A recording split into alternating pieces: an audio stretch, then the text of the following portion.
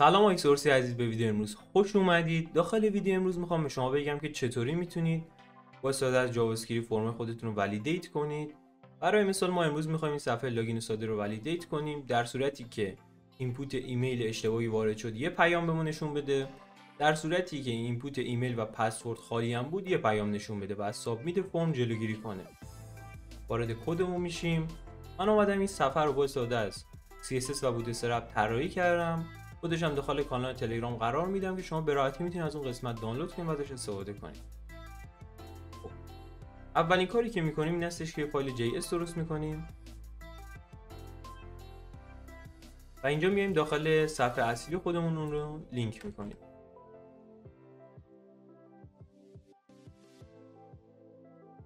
به همین راحتی وارد فایل JS هم میشم. صفحه خودم رو به دو قسمت تقسیم میکنم که شما به راحتی ببینید میخوایم چه کار کنیم.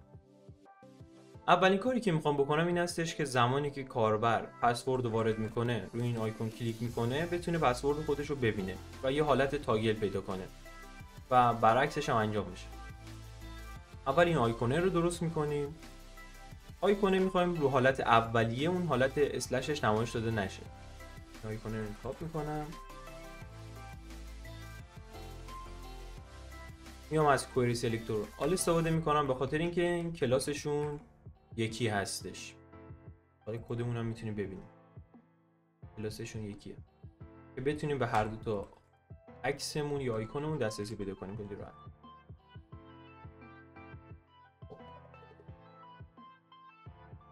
چون از کوئری سلکتور آل استفاده کردیم میتونیم از حالت آرای استفاده کنیم، یعنی این خونه 0 ما میشه، اینم خونه 1 ما میشه. آیکون میام کلاس دیسپلی نان رو بهش اضافه میکنیم. کلاس بوتسترپ هستش. خب رو حالت اولیه رفتش. کار بعدی که میخوام انجام بدیم برای نمایش پسورد هستش. این رو حالت کلیک شو پس خودمون بتونیم پسورد رو تغییر بدیم. میام اینجا من یه اسپن درست کردم، این دوتا عکس رو داخل اون قرار دادم برای کلیک کردن روش. بعد بیام این رو الان انتخاب کنیم، یعنی یه کوئری سلکتور برای اینم بنویسیم.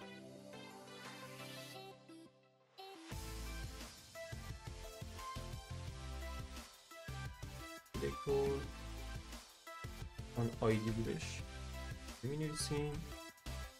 الان میام روی ایونت کلیکش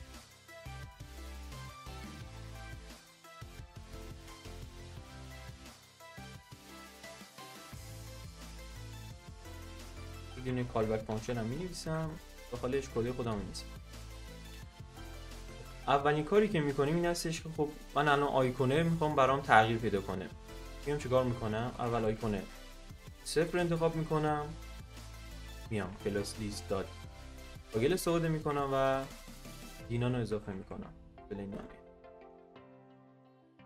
برای یکم به همین صورت. بذار این کد رو این بالا قرار بدم و از اینم یک کپی بگیرم، فقط این رو یک کنم. الان ببینیم باید آیکونمون درست شده باشه. اینی که آیکونمون درست شده حالتش. برای حالت پسورد به تکست هم کافیه که اینجا شرط بنویسیم. فقط قبلش باید این اینپوت خودمون، یعنی اینپوت پسورد خودمون رو انتخاب کنیم اینجا با کوئری سلکتور.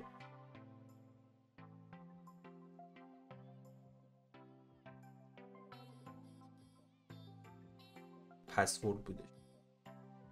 میتونید خودمون ببینیم. آره آیدیش پسورد.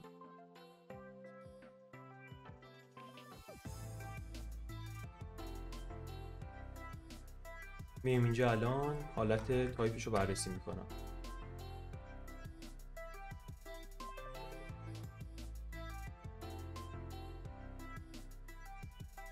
اگه مساوی پسورد بود بیا چیکار کنه؟ تایپش رو مساوی تکست کنه و برعکسش هم این اتفاق بیفته دیگه. برعکسش هم بیاد همین کارو کنه ولی تایپش رو به پسورد تغییر بده. الان باید درست شده باشه. به همین راحتی الان این قسمت برای ما درست شد. الان برای قسمت بعدی میخوایم کاری که انجام بدیم، میخوایم ایمیل خودمون رو ولیدیتش کنیم، رو حالت چنجش بریم رو بررسی کنیم. اگه اشتباه بود به اون یه پیام نشون بده.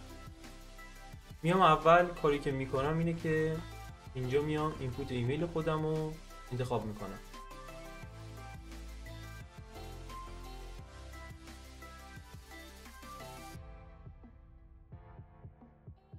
به این صورت میام رو حالت چنجش یه ایونت مینویسم. add event listener.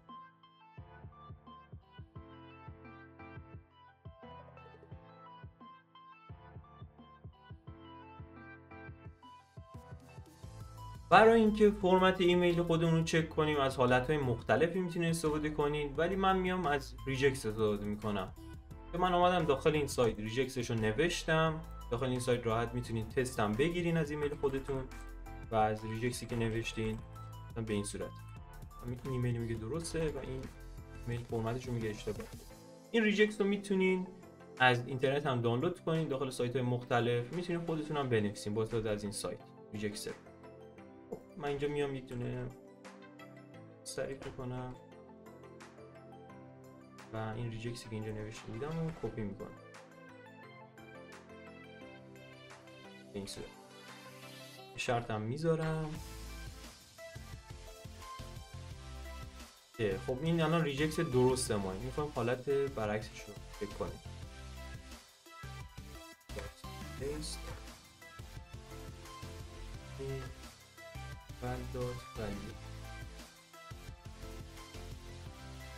پیام به ما نشون بده. من اومدم از قبل زیر این ایمیل خودم یک دونه اسپن خالی درست کردم صورت برای نشون دادن پیام. میام از همین استفاده میکنم. باز اینجا یک دونه سلکتور بنویسیم برای نشون دادن ارور.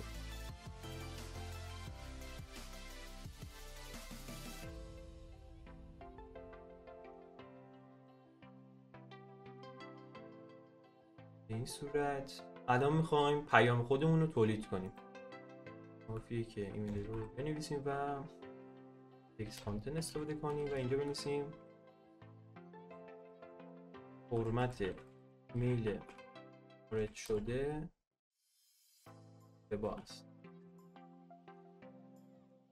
به این صورت چون من اومدم این ایمیل ولیدیت خودم رو یک کلاس دیسپلی نان اضافه کردم، باید این رو ریموو کنم.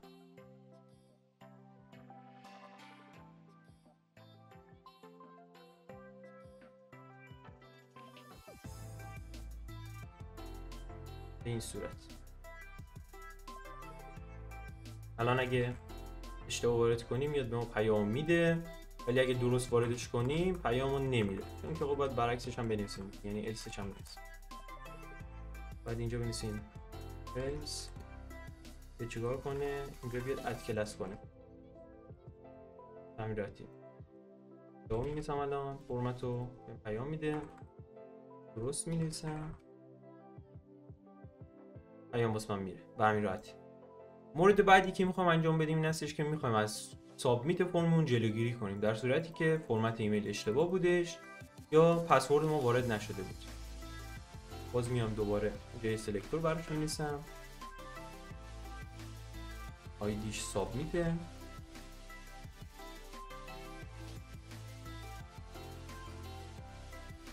این صورت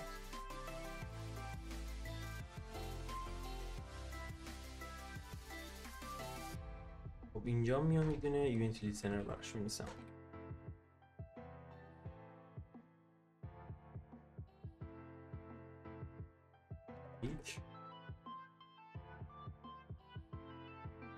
یا ایونت می‌نویسم چون از این ایونت میخوام استفاده کنم. به این صورت یه شرط براش می‌نویسم. اول میام برای مثال همین باز ایمیل خودمون رو چک می‌کنیم.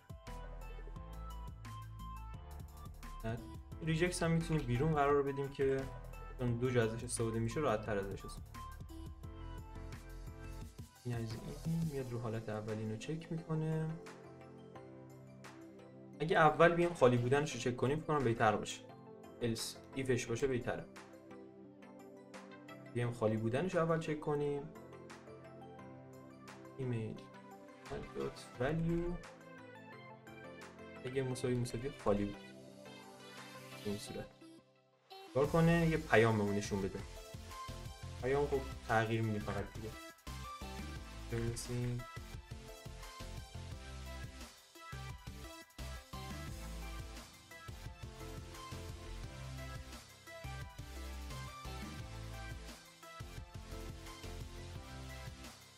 و کلاس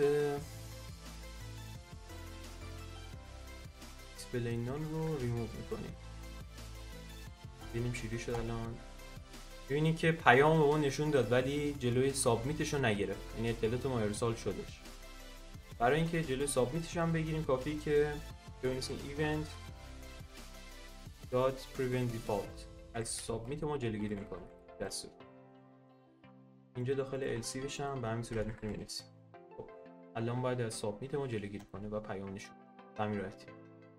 برای پسورد هم همین کارو میکنیم دیگه.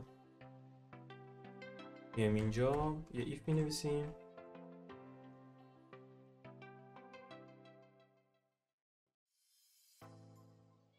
value. میتونین حالا شما اگه خودتون هم دوست داشتین میتونید یک دونه مثلا ریجکت برای پسورد هم استفاده کنید. اگه مثلا 2 تا کاراکتر باشه همچین حالت دیگه، همچین فرمت های. اینجا میام الان باز کارهای قبلی رو انجام میدم. فقط اینجا میام برای ارور پسوردم هم باز یک دونه سلکتور ایجاد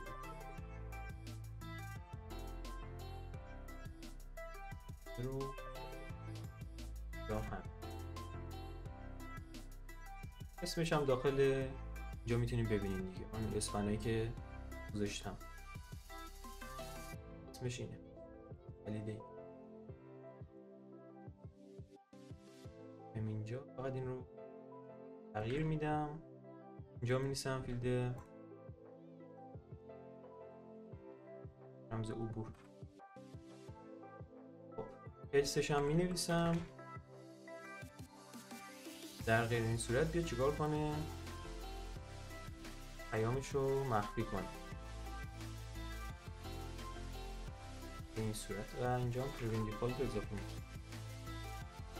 به این صورت خودمون رو وارد می‌کنیم. اینجا هم الان پسورد رو نمیدونیم وارد کنیم. ولی خب الان رو حالت چنجش نیستش دیگه، حالت کلیکش. فرم ما به همین راحتی هم ارسال میشه. اینم به این صورت دیگه.